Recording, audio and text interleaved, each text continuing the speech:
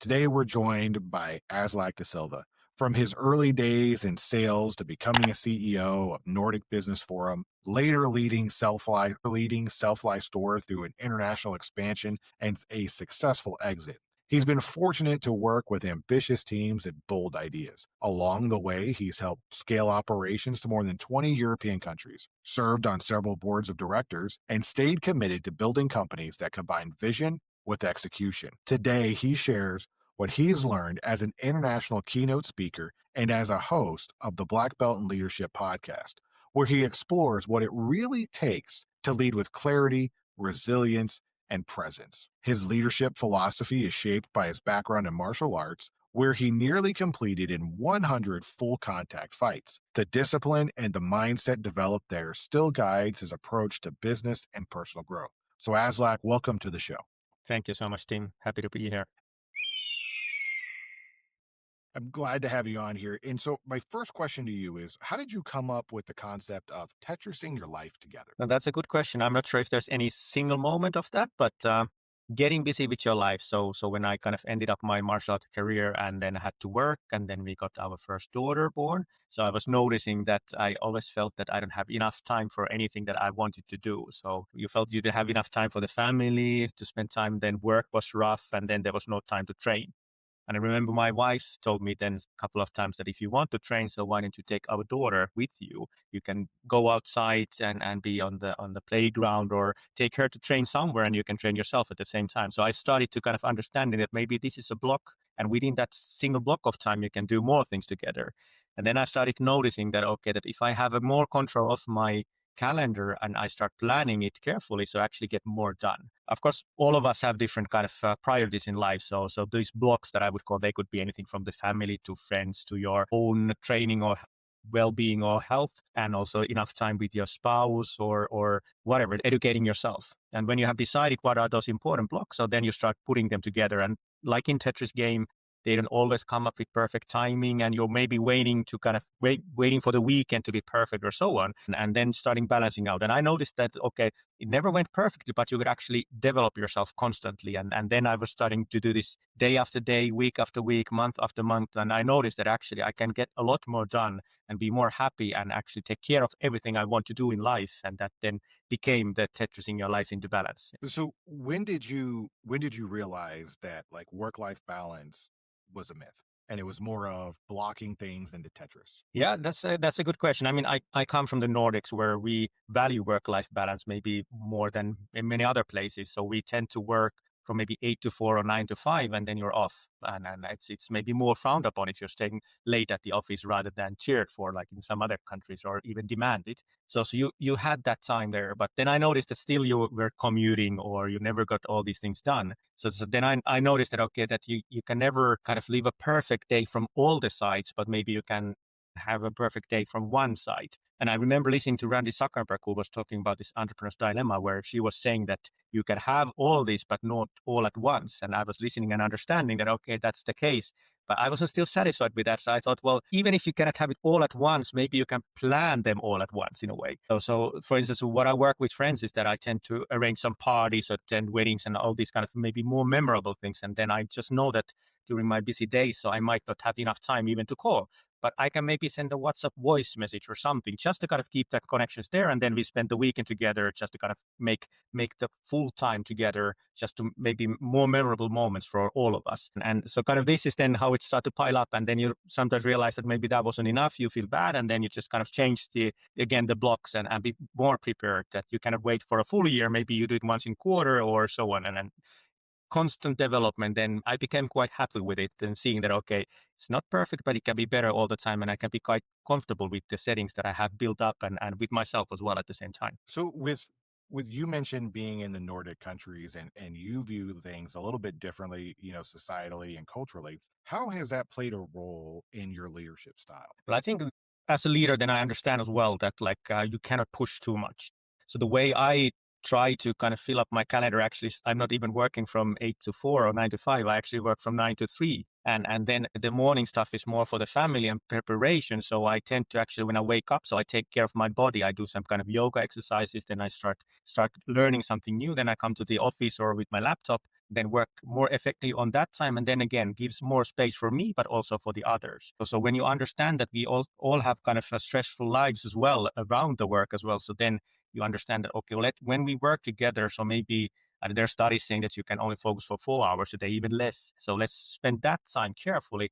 And the rest of the time, like that you do some tasks that don't require a lot of thinking, or maybe less stressful, and then you can balance it out yourself as well. So I'm very much pro to remote work. So I'm not demanding anybody to be at the office. I'm very flexible. If somebody says that they need to be off from the morning, just do that. It's totally fine. And so kind of giving the free way for people to decide, and then when we work together, yeah, focusing more. Those are great points that you bring up about being cognizant of other people's time. Because I know as leaders, we are often results driven, and sometimes we want to push everyone else to be results driven. And so when you've come with this Tetris-ing your life mentality of blocking things out, scheduling them in, putting things in the right order so they all fit naturally, how long did it really take you to come to that realization and cultivate that into your daily life? Yeah, but I think it's still in a work in progress. Just be honest about that. So I don't master everything, and sometimes things happen that are out of your control, and then you have to kind of rethink the setting. But it took me years to understand these kind of smaller blocks, and maybe it was more like I'm not being tired. So, I mean, when I was traveling a lot and working long hours, so I always felt that I get never enough sleep. So I always thought that, okay, I have to sleep longer. And then maybe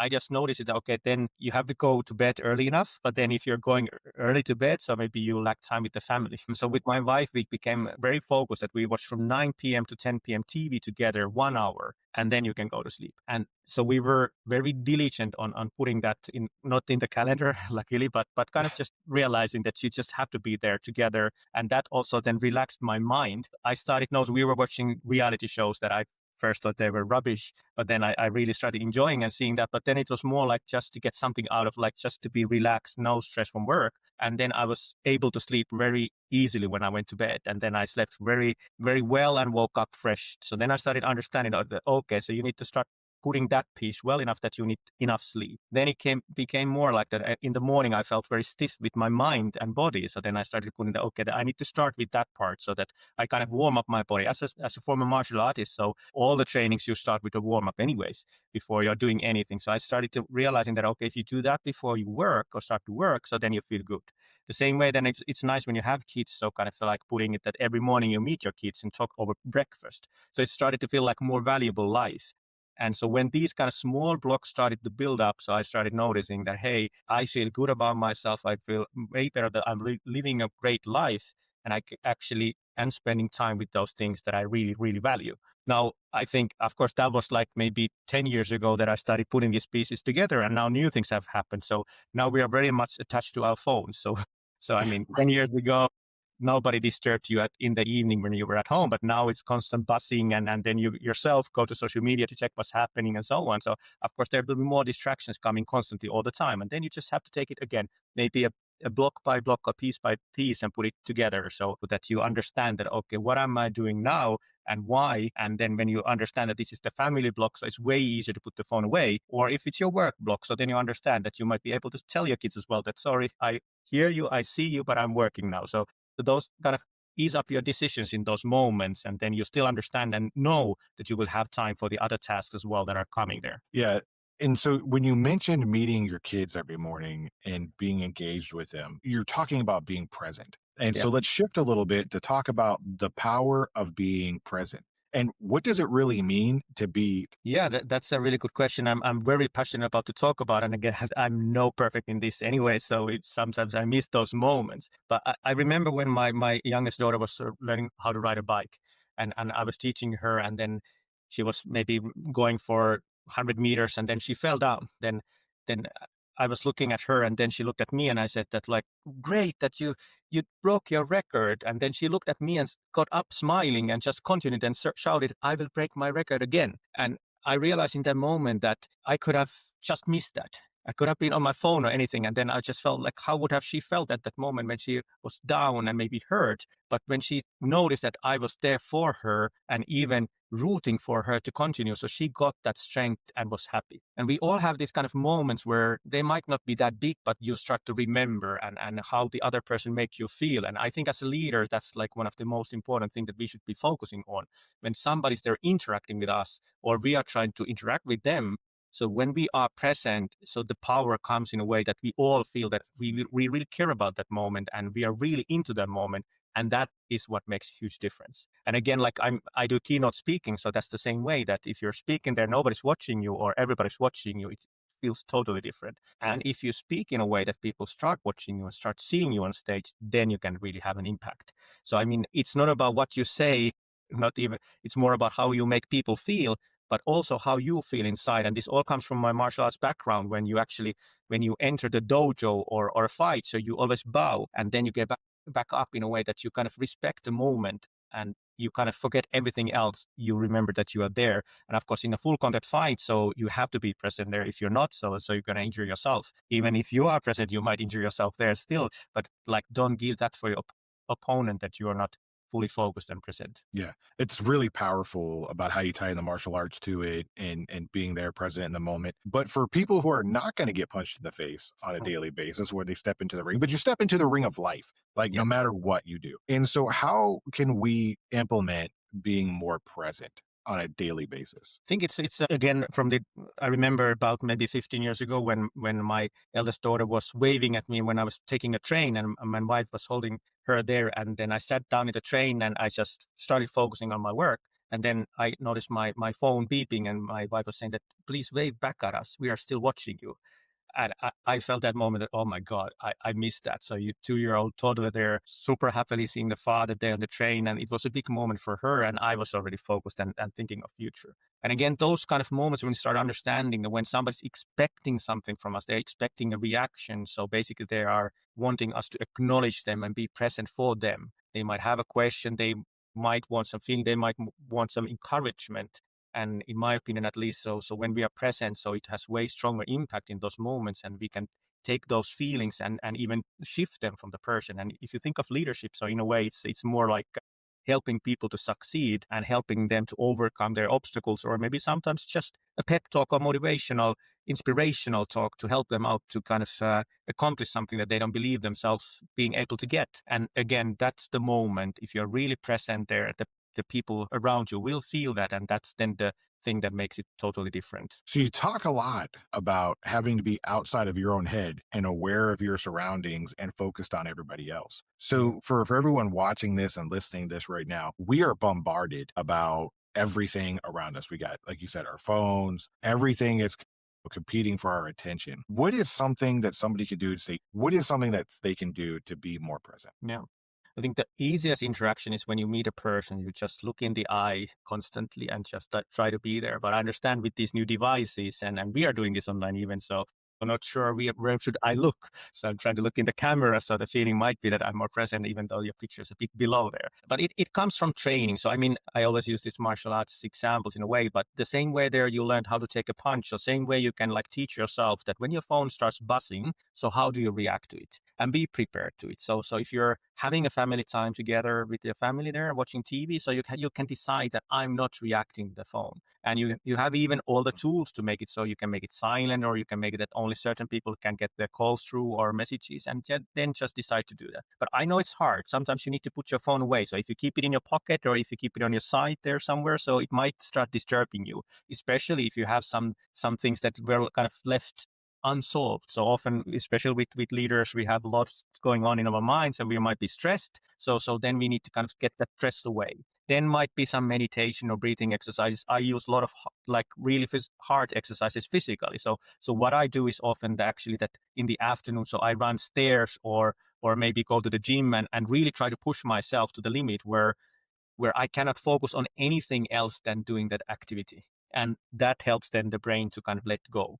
And so if you're bench pressing your record, so you can at that time focus on anything else than the lift itself. And the more you do these kind of little small exercises, so then you can actually control your mind a lot more, not to get bothered by anything. Again, like if you're training at the gym, so there are other people as well. So you're not listening to their conversation when you're trying to break your record. So my suggestion for many is, or advice is, that go and try to, in these different settings, like teach yourself to be really focused on what you're doing.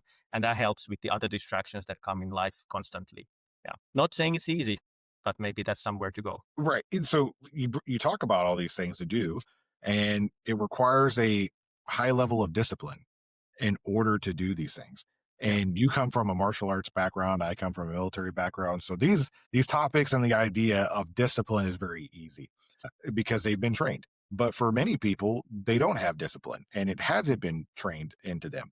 So, how can we develop daily discipline and to develop these habits and really turn them into habits instead of, okay, I need to focus on this thing, I need to do this? Yeah, but that's a really good point. I mean, of course, it's easy to forget when you have that strong background, and maybe you had no option. You were told to do that. So military is especially there. So you cannot decide yourself. You just have to do. And when you understand that, so then it's easy to do it elsewhere as well. But I mean, everything starts with small. So nobody started with strong discipline there. I tend to say that discipline beats motivation, but you need motivation in the beginning. So why does discipline beat motivation in the end? Is that if you're always asking yourself that, am I motivated to do this? Am I maybe inspired? So the answer is often no. I could do something else that is, it's more nice. But with discipline, it means that you do it anywhere. But if you let go maybe the quality control of the discipline in the beginning, that helps you. So you kind of, if you want to maybe get in shape, so it's not about like, that was this your best run today? What if you did a run today, it's better than no run. So maybe it's just like, in a way, that advancing step by step. So just trying to get better,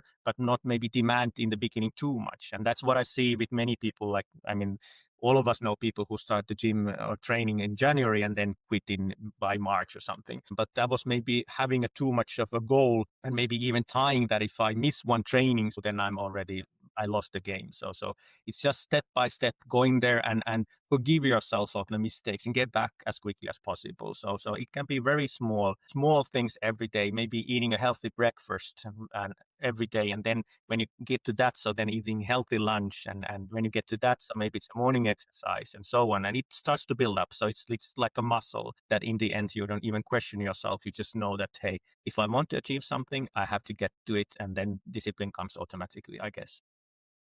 No, absolutely. And I love how you bring up all these different points because when people tie aspects to leadership, they tie it to knowledge, they tie it to presence, absolutely, and the ability to draw things out of other people. But I've been focusing lately on being like who you are as a person and the discipline that you have and what you show up with. And you're talking about physical fitness, eating healthy, eating right, and small consistency. It's not about perfection, small consistency over the way. And I think that's really powerful for people because oftentimes they focus on the mental aspects. Like, do I know enough? Did I read enough? Did I get educated enough? Well, I'm also asking the question, and you're reaffirming that, and I appreciate this, is saying, well, who are you as a person? And are you taking care of yourself? Are you being present for the people in your life? And I love that. So where did you come up with the idea of, you know what? I needed to write this book about black belt leadership. When did it hit you like, I need to share this and get this out? Yeah.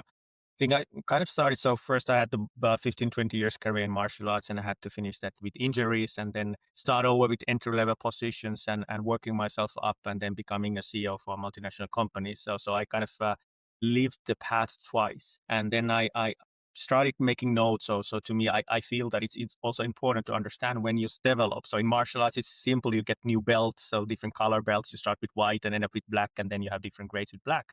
But in kind of leadership, it was not the same.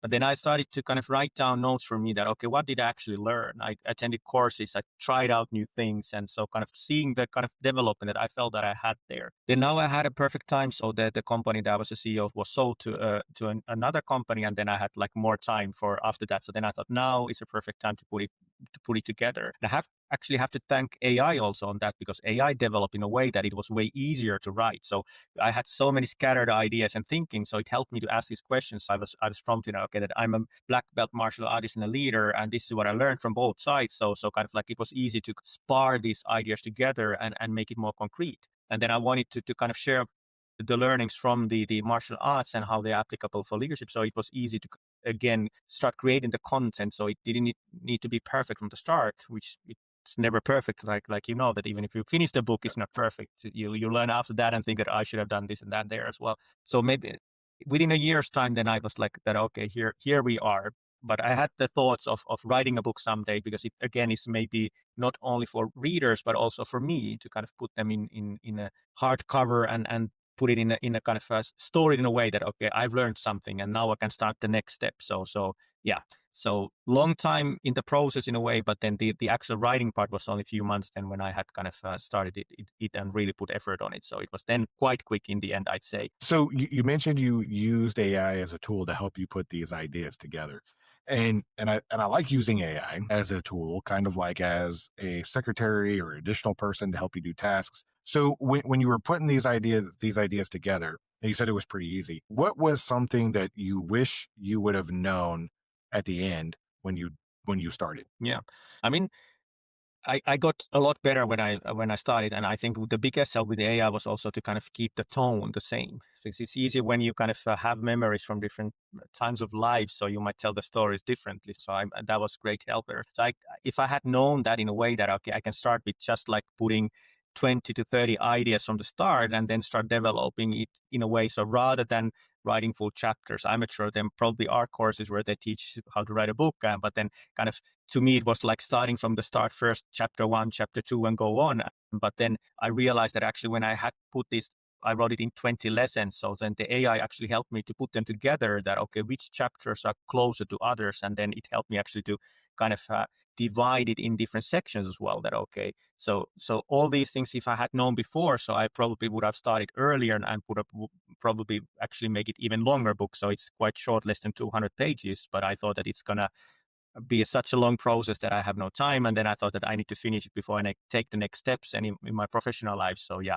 had I known that, so probably would have been longer. Not sure if longer means better, but anyways, probably would have put more thoughts in it and different lessons as well. But yeah, happy with the outcome. And I mean, it speeded up the process a lot. And I believe that when I talk with other authors, so I think that that's the dreadful part, when you kind of put it in and then you have an editor reading it and then comes feedback and then you're not sure, like, okay, you have forgotten your thoughts already, and then you have to kind of go back and write again something. So here it was way quicker to kind of prompt it in a way that if you were an editor, what would you do, or what would you comment here? So you can do that on your own pace as well. So which helped me a lot. Yeah, it's interesting because you can go to one editor, get different feedback. They'll give you like five Yes. edits. You go to another one, they give you five different edits. And I think AI, helps keep that all manageable. And you brought up a great point about making sure it's not perfect and it's the process. And did you learn that from your martial arts training and background, or is that something that you just kind of found out along the way? Well, I mean, martial arts in a fight is, even if you're the best fighter in the world, so you get punched in the face. So then you realize that wherever you do in training, even if you're the best, so you all make mistakes and those happen. So yeah, still you want to get better every day. So and you want to learn from your mistakes. So I think that comes from the martial arts background, which is then for some people hard to understand. You aim for perfection, but you understand that you never achieve that. But still, and every day you go train many hours and try to kind of become better. But also in leadership, I mean, in the beginning, I felt that I needed to be a perfect person. I tried to do it as well as I could, but then I noticed also that there are many kind of these paradoxes, that you need to think from the company side, but you need to value the people. Or some people want you to be super visionary and show the path, but you at the same time have to have your feet on the ground and understand what's happening there. So kind of like these things that you cannot do at the same time, which makes it that you can never be perfect, and you just have to decide. And then if it doesn't go the right way, so I often tell when I also coach other leaders, that it's more like calibrating, but you have to be bold enough to try something new. Otherwise, you cannot calibrate. You will not learn, and you will just think that the mistake was in the nuances where you missed the bigger picture. So I've been lucky enough to change companies, so I can always reinvent myself to be a different person, and this is what I've deliberately done as well. And then often they don't go the right way from the start, but then you get more experience and maybe instincts developed during your path as a leader, and then you just make better calls. And still, again, you fail sometimes, but at least you have more control on the outcome as well. No, absolutely. So what are three lessons or big takeaways if people want to go buy your book, The Black Belt Leadership? What is it that they're going to take away from it? Yeah. Well, I think one is that there's no right way, like no perfect thing. in being a leader. And it's a lot about experience and the way your willingness to become better. So you will kind of understand that, okay, you had great options, but you fail sometimes, and sometimes you succeed. And often it's actually not even under your control. It just happens, but you can still help it to happen in the better way or worse way. I think the second is that it's a lot of internal journey. So it comes a lot about self-leadership and understanding yourself. Like we talked already, like Tetris-ing your life into balance. So if you are in a good balance as a person, so you'll be a better leader, and you will actually make others also have a better life balance, and they will then succeed better as well. And maybe the third one in a way is that it will start questioning yourself as when you read that, okay, that what are my weaknesses and what are my strengths, and then make some decisions that I can live with that weakness, and I want to enhance that strength more. For instance, for me, a big weakness is that I don't like to finish projects. So I'm already taking a step forward before it's finished.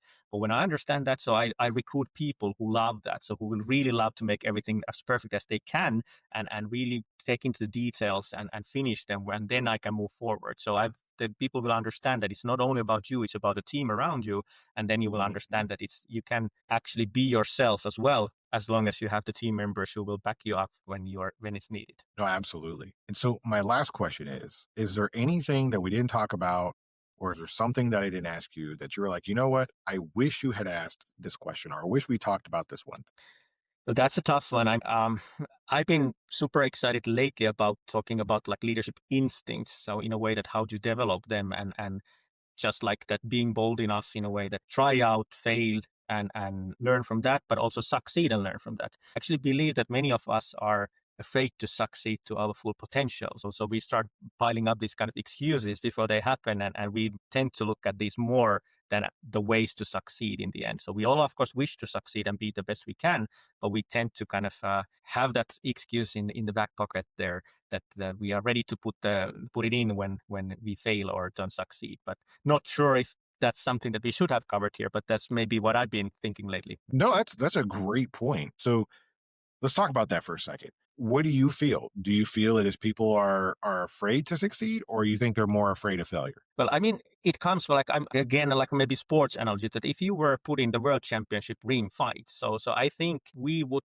for many it's a paralyzing opportunity to get there, and in order to be there, so you should have to start training today. And so we maybe base more on the success of to the luck, that we believe that when the opportunity comes, so we will be lucky and win, rather than start today to train for that. And that's what I maybe call being afraid, is in a way that put all in from today onwards to be there, rather than kind of like believe that it will happen. Yeah, maybe at least I see people around, and when I talk to the even leaders that have made it there. So often it's not about like if you really want to succeed, so you should start today and just focus on doing diligently and with strong discipline, as we talked, and get there. Yeah, not sure if you agree. No, I do agree to that to a certain extent. So I believe that most people they want to succeed. However, the difference between an amateur and a professional is a professional does something more often than the other person so that there's no opportunity for failure.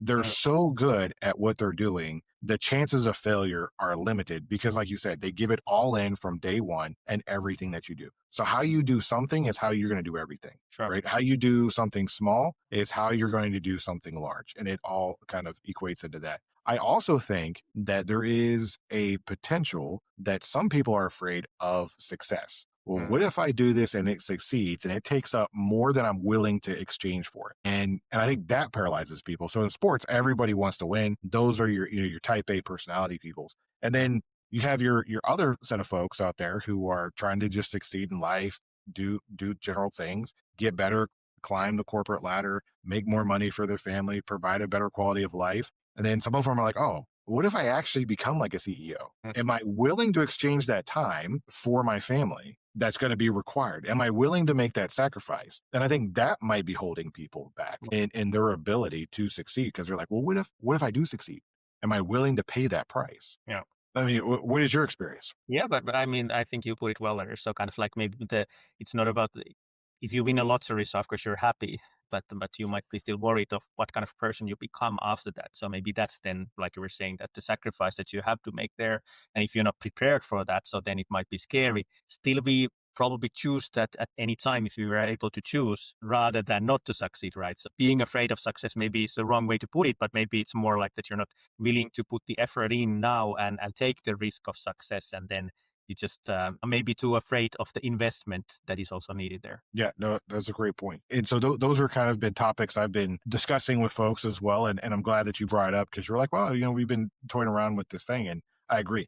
You've got to put the effort in day one. If it's something that you're going to do, you make a decision and go in all in it. Because again, you have to be the person that's capable and able to be the person when the time comes for them to call on you, right? Yep. So at martial arts, right, you're going through the levels. You're a black belt. They call you for a match. Hey, are you ready for this match on Friday? And what your answer going to be? Yeah. There you go. Yeah. You know. So everyone watching this right now, I really appreciate you tuning in and talking. And also, you're going to find in the descriptions down below all the links to his book and to his everything that he has available, so that way you can get in contact with him and reach out with him. So I really appreciate you being on the show. So thank you so much. Thanks, Tim, for having me. It was my pleasure.